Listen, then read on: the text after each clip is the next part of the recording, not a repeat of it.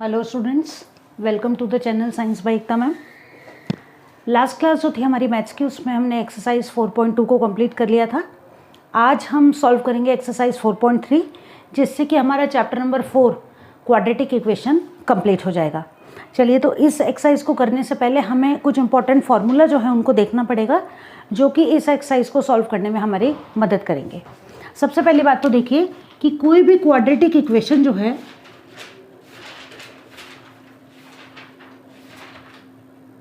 जो कि ax² + bx + c की फॉर्म में हमें दी हुई है, इसके लिए जब हमें रूट्स फाइंड आउट करने हैं तो रूट्स फाइंड आउट करने के लिए जो फॉर्मूला काम में लिया जाता है वो ये होता है -b ± √b² - 4ac/2a। इस फॉर्मूले को काम में लेके हम रूट्स को फाइंड आउट करते हैं। लेकिन यहाँ पर ये जो b² - 4ac है रूट में, इसकी मदद से हम ये पता लगा सकते हैं कि जो रूट्स हैं उनका नेचर कैसा होगा। यानी कि यहाँ 3 कंडीशंस होती हैं।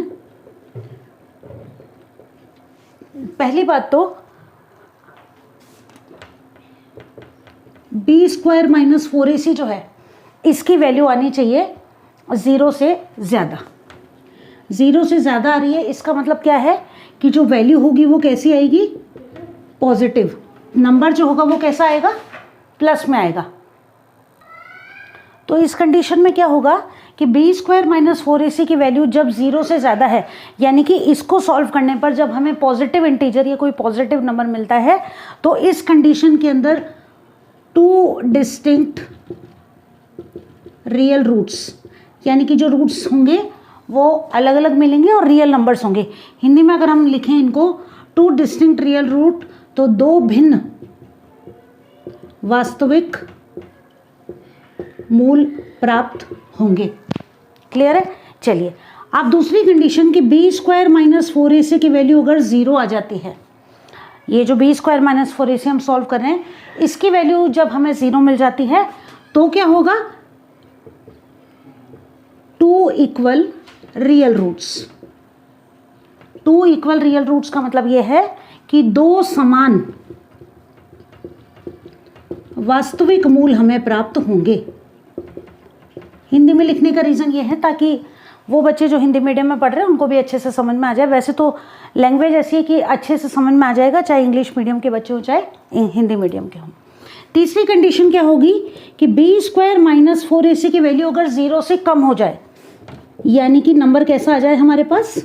नेगेटिव। यानी कि इसको सॉल्व करने में मान लीजिए -20 आ गया, तो हमें क्या पता चलेगा उससे कि नो रियल रूट्स, यानी कि उस कंडीशन में हमें सॉल्व करने पर कोई रियल रूट्स प्राप्त नहीं होंगे, वास्तविक मूल नहीं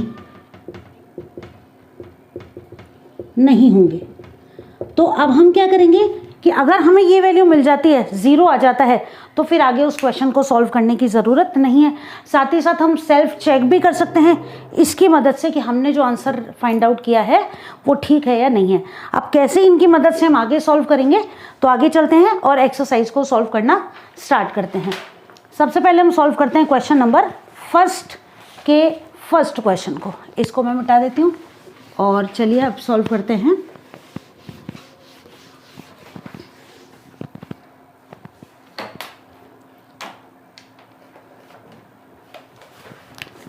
क्वेश्चन नंबर फर्स्ट का first question, 2x²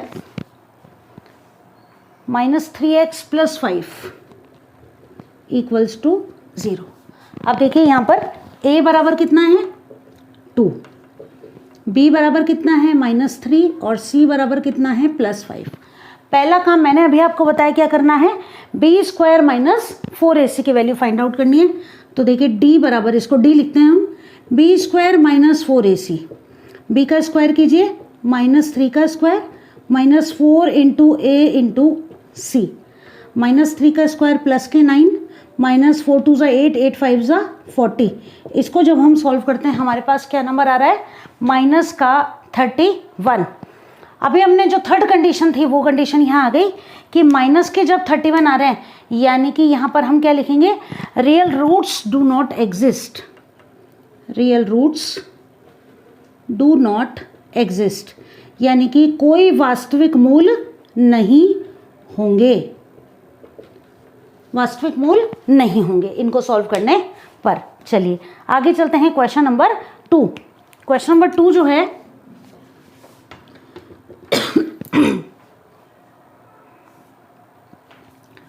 3x² - 4 √3x + 4 = 0। आगे सॉल्व करते हैं इसको। b² - 4ac की वैल्यू निकालते हैं। सबसे पहले a बराबर कितना है 3, b बराबर है -4 √3 और c बराबर है 4। d की वैल्यू निकालनी है हमें b² - 4ac से। b² यानी कि -4 √3 का स्क्वायर -4 × a × c। क्लियर है, लिखने में कोई दिक्कत नहीं है। b² ये रहा 4 फॉर्मूले वाला, a और ये c की वैल्यू।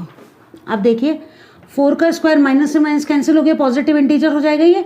4 का स्क्वायर हो गया 16 और √3 का स्क्वायर हो गया 3। इनको मल्टीप्लाई कीजिए, 4 4 जा 16 × 3, दोनों सेम आ गए। 48 - 48 = 0। अब क्या है कि अगर 0 आ रही है वैल्यू तो हमको कंडीशन नंबर 2 फॉलो करनी पड़ेगी, यानी कि क्या होगा, real and equal roots.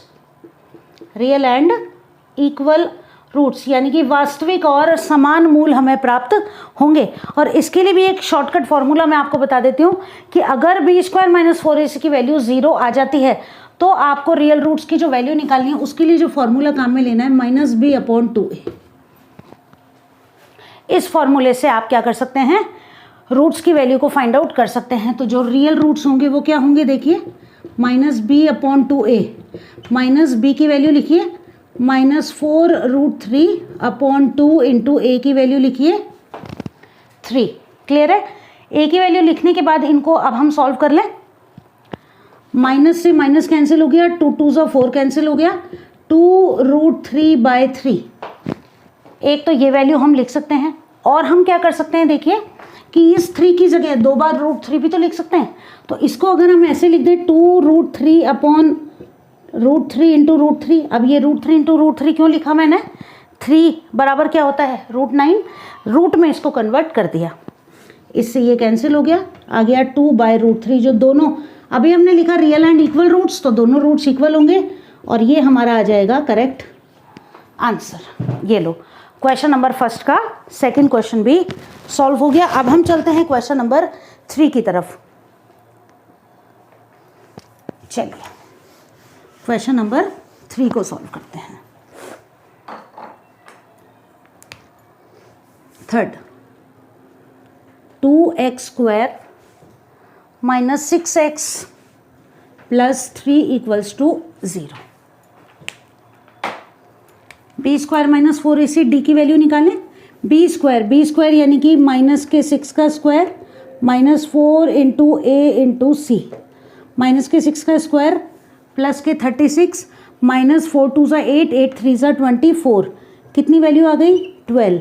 Positive integer हमें मिला है, यानी कि b² - 4ac की वैल्यू 0 से ज़्यादा है, तो 2 डिस्टिंक्ट रियल रूट्स हमें यहाँ पर मिलेंगे। और ये जो 2 डिस्टिंक्ट रियल रूट्स होंगे इनको निकालने के लिए हम जो फॉर्मूला काम में लेंगे रूट्स निकालने का, अभी हमने लिखा था सबसे पहला -b ± √b² - 4ac/2a।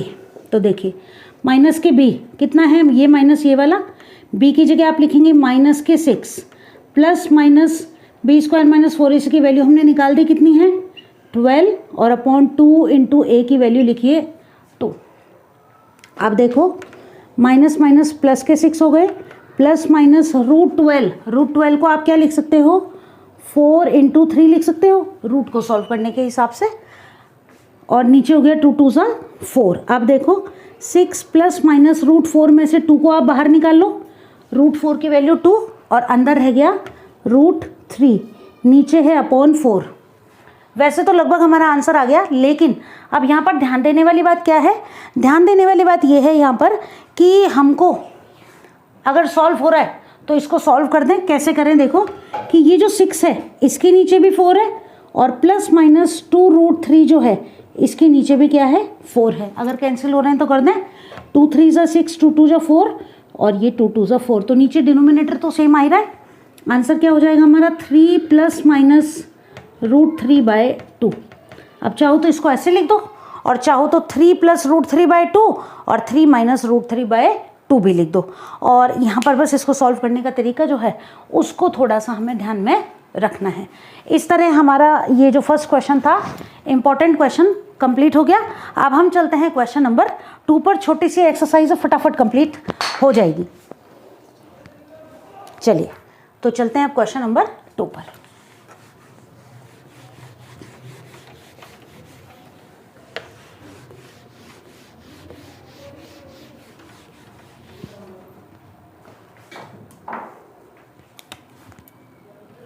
Question number 2 का फर्स्ट क्वेश्चन। क्वेश्चन नंबर 2 का फर्स्ट क्वेश्चन है कि find the values for k in each of the following quadratic equation as that they have two equal roots. 2 equal roots, तो सबसे पहली बात तो हमारे दिमाग में क्लिक हो जाना चाहिए सुनते ही कि 2 इक्वल रूट्स का क्या मतलब है कि b² - 4ac will be equal to 0, यानी कि 2 समान मूल हैं। तो 2 समान मूल होने का मतलब ये है कि b² - 4ac का मान कितना होना चाहिए, 0 होना चाहिए। यानी कि जब हम सॉल्व करेंगे तो इक्वल्स में वैल्यू कितनी लिखेंगे, 0 लिखेंगे। पहले क्वेश्चन को नोट करते हैं। 2x² + kx + 3, 2x² + kx + 3 = 0। बिल्कुल ठीक है क्वेश्चन। अब देखिए यहाँ पर सबसे पहले क्या करना है, वही d की वैल्यू यानी कि b² - 4ac की वैल्यू निकालनी है। देखो b² यानी b कितना है, प्लस का k यानी कि k का स्क्वायर माइनस 4 × a कितना है 2 और c कितना है 3। k का स्क्वायर बराबर 4 × 2 = 8, 8 × 3 = 24 बराबर क्या होना चाहिए 0, जैसा कि हमको मालूम है। आप क्या करें कि 24 को इधर ले जाएं, k² बराबर हो गया 24 और k की वैल्यू अगर हम यहाँ से निकालें तो कितनी हो जाएगी √24। √24 जो है, अब रूट की वैल्यू प्लस माइनस में हो जाएगी। k बराबर √24 के टुकड़े कर दें अपन तो 4 × 6 = 24 होता है। 4 × 6 अब क्या होगा, प्लस माइनस 4 की जगह 2 को आप बाहर निकाल दें और अंदर √6 लिख दें।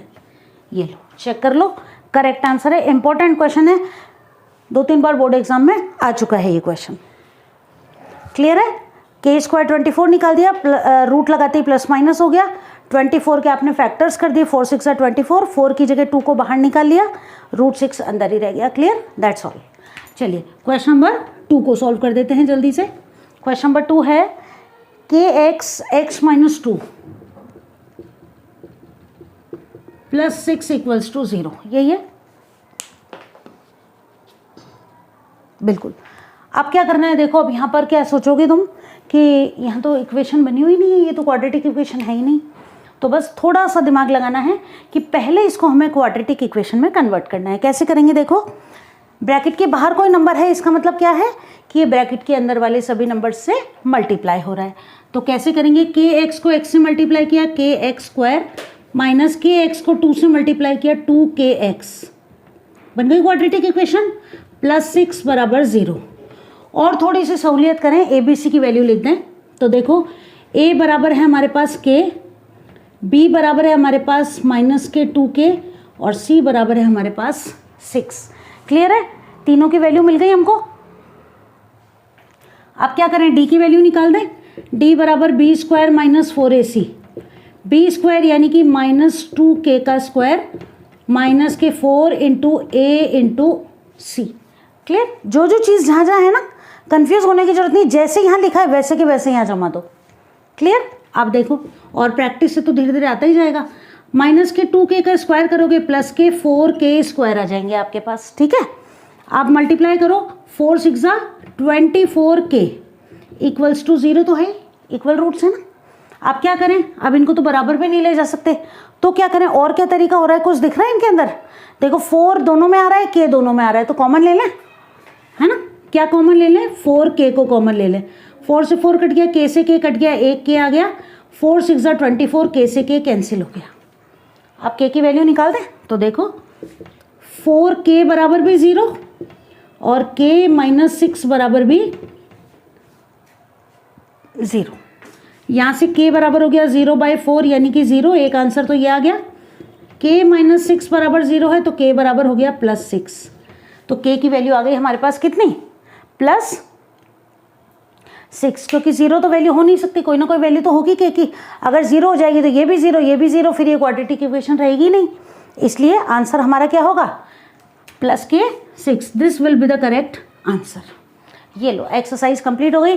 3 क्वेश्चन बचे हैं छोटे छोटे, अभी कर लेते हैं उनको, थोड़ी सी देर में एक्सरसाइज कंप्लीट हो जाएगी। चलिए, अच्छे से समझ में आ गए होंगे, एकदम इजी क्वेश्चन है। एक बार भी अगर हम इनको कर लें ना तो अच्छे से तैयार हो जाते हैं हमारे ये क्वेश्चन। अब हम चलते हैं क्वेश्चन नंबर 3 पर। अब देखिए question number 3, is it possible to design a rectangular mango grove whose length is twice its breadth and the area is 800 metre square, find length and breadth. यहाँ हमको वैल्यूज फाइंड आउट करनी है कि जो rectangular mango groove है, यानी कि आम का कोई बगीचा है जो कि आयताकार है, आयत के आकार का है, और उसकी लंबाई चौड़ाई से दुगनी है, और उसका क्षेत्रफल 800 मीटर स्क्वायर दिया हुआ है। लेंथ और ब्रेड्थ हमें फाइंड आउट करनी है। अब देखो कि माना लेट जो ब्रेड्थ है, ब्रेड्थ यानी कि चौड़ाई, देखो length is twice of the breadth, length दुगनी है तो ब्रेड्थ दुगनी नहीं है, यानी कि चौड़ाई तो हमने मान ली कितनी x, और लेंथ जो होगी वो कितनी हो जाएगी, लेंथ यानी कि लंबाई कितनी हो जाएगी, दुगनी है, ट्वाइस, ट्वाइस यानी दुगनी यानी कि 2x, और एरिया हमें दे रखा है 800 मीटर स्क्वायर। तो अब यहाँ पर देखो फॉर्मूला किसका लगेगा, रेक्टेंगल के एरिया का। तो आयत का क्षेत्रफल क्या होता है, लंबाई गुना चौड़ाई, यानी कि एरिया ऑफ रेक्टेंगल। अब बस अब फॉर्मूले को लिख दो, अकॉर्डिंग टू द क्वेश्चन, प्रश्न के अनुसार area of rectangle equals to length into breadth, यानी कि आयत का क्षेत्रफल बराबर लंबाई गुणा चौड़ाई। जहाँ जहाँ जो चीज़ है उसको वैसे के वैसे लिख दो, जैसा कि मैं आपको हमेशा बताती हूँ। कितना दे रखा है क्षेत्रफल, 800, बराबर लंबाई कितनी है, देखो 2x, और चौड़ाई कितनी है x। 800 बराबर कितना हो गया, 2x स्क्वायर, यहाँ से x स्क्वायर बराबर हो गया 800 बटे 2, कितना आ गया 400। ठीक है, आप देखो x स्क्वायर बराबर है 400, x बराबर हो गया प्लस माइनस के अंडर रूट 400।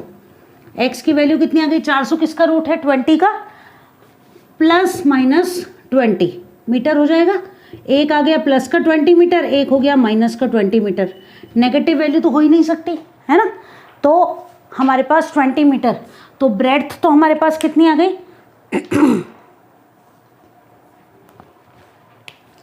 ये तो हमारे पास कितनी आ गई 20 मीटर, और ये कितनी हो जाएगी 20 into 2, that will be equal to 40 metre.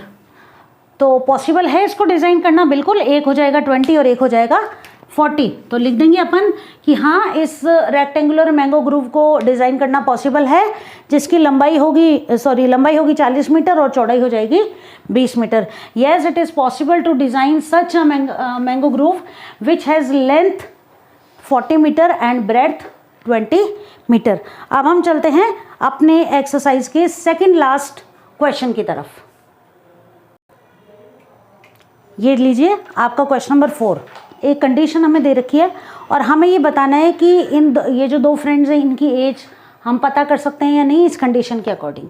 Condition क्या दी हुई है वो देखिए कि sum of ages of 2 friends is 20 year. कोई भी 2 दोस्त हैं, उन दोनों की एज का जो टोटल है वो 20 साल है। 4 साल पहले इन दोनों की जो एज थी उसका मल्टीप्लिकेशन कितना था 48 था। यानी इन दोनों की उम्र को जब गुणा करते थे तो कितना आता था 48 आता था।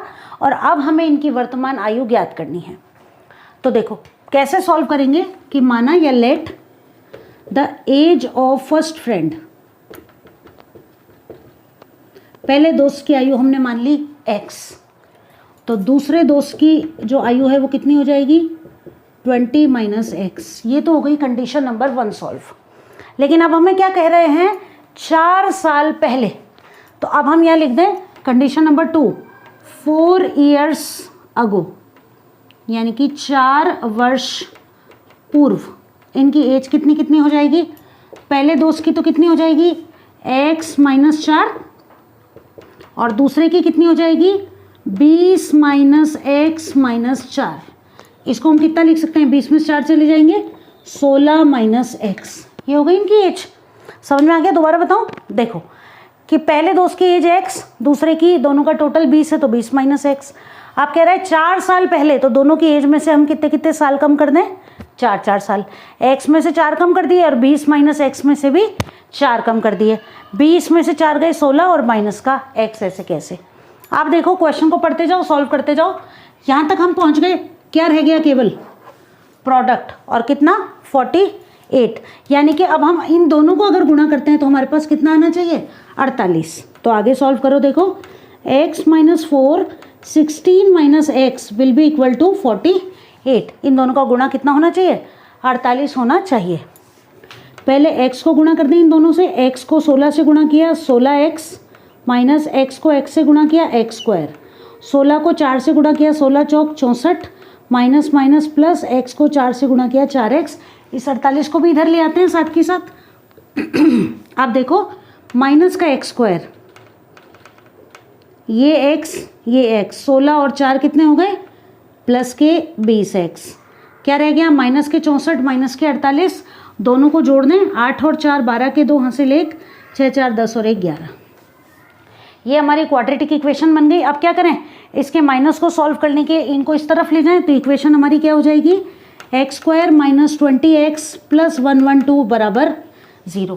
अब क्या करते हैं, बी स्क्वायर माइनस 4ac, तो देखो बी कितना है, -20, -20 का स्क्वायर माइनस 4 इंटू ए इंटू सी बराबर 0। देखो बी स्क्वायर माइनस के 20 का स्क्वायर माइनस 4ac, माइनस के 4 लिख दिए, ए की वैल्यू 1 है और सी की वैल्यू 112 है। माइनस के 20 का स्क्वायर कितना हो जाएगा, 400, माइनस 112 को 4 से गुणा करो, 4 2 सा 8, 4 1 जा 4, 4 1 जा 4, क्या नंबर आ रहा है, माइनस का 48।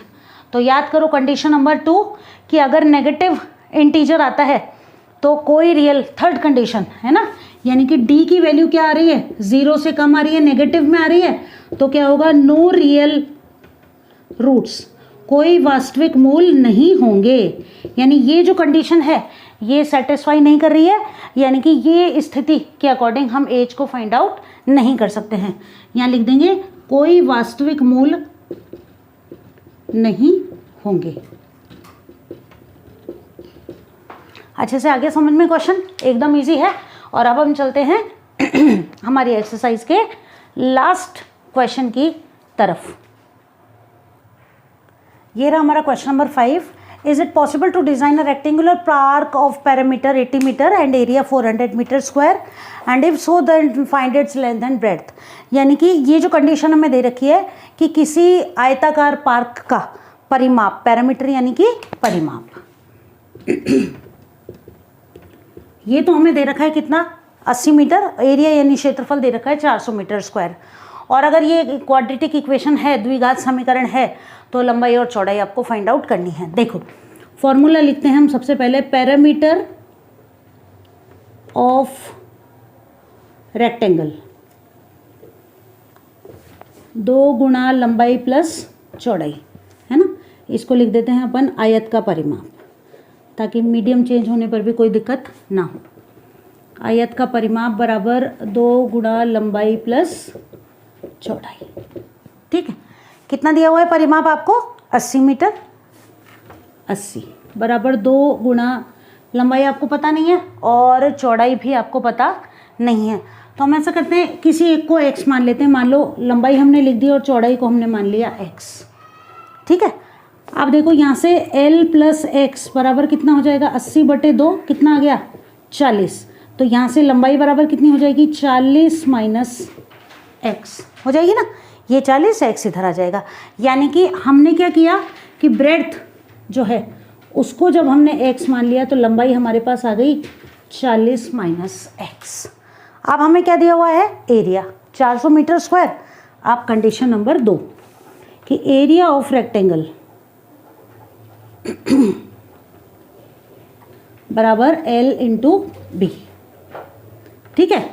क्षेत्रफल आयत का लंबाई गुणा चौड़ाई कितना दे रखा है, 400 मीटर स्क्वायर बराबर किसके, लंबाई और चौड़ाई के, यानी कि x इंटू 40 माइनस एक्स के।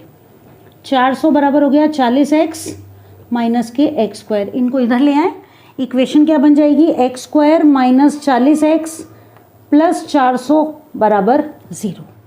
ये आपकी इक्वेशन बन गई। अब हमें क्या करना है, b² माइनस 4ac। b कितना है, माइनस के 40, माइनस के 40 का स्क्वायर माइनस 4, a की जगह हम लिखेंगे 1 और c की जगह लिखेंगे 400। 40 का स्क्वायर कीजिए 1600 और 400 इंटू 4, ये भी कितना 1600, कितना आ गया 0। कंडीशन याद कीजिए, इक्वल एंड सेम रूट्स, है ना, समान वास्तविक मूल प्राप्त होंगे, equal and real roots. Formula क्या बताया था, 0 आने पर माइनस बी अपॉन 2a, ठीक है। तो माइनस बी अपॉन 2a बराबर देख लो कितना है, माइनस के b कितने हैं, माइनस 40, 2 इंटू a कितना है 1, माइनस से माइनस कैंसिल, 2 2 जा 40, 2 2 जा 4 और 0 आ जाएगा 20 मीटर, ठीक है। 20 मीटर आ गया हमारे पास। तो रेक्टेंगुलर पार्क जो होगा इसकी ब्रेड तो कितनी हो जाएगी 20 मीटर और लेंथ कितनी हो जाएगी 40 माइनस एक्स, ये भी कितनी हो जाएगी 20 मीटर। ये हमारा करेक्ट आंसर आ गया। दोनों ही आंसर कैसे होंगे, 20 मीटर होंगे। यानी कि ये पॉसिबल है कि इस तरह के रेक्टेंगुलर पार्क को हम बना सकते हैं और इस एरिया और पैरामीटर के अकॉर्डिंग इनकी लंबाई और चौड़ाई कैसी होगी, समान होगी, यानी कि 20 मीटर होगी। आई होप क्लासेस आपके लिए यूज़फुल रहेंगी और चैप्टर को और सब्जेक्ट को समझने में आपकी मदद करेंगी। जल्दी ही मिलते हैं, साइंस का नया चैप्टर अब हम स्टार्ट करते हैं और जल्दी ही उसको कंप्लीट करने की कोशिश करेंगे। तब तक चैप्टर नंबर 4 आप अच्छे से तैयार कर लें। जल्दी मिलते हैं साइंस की नई क्लास में।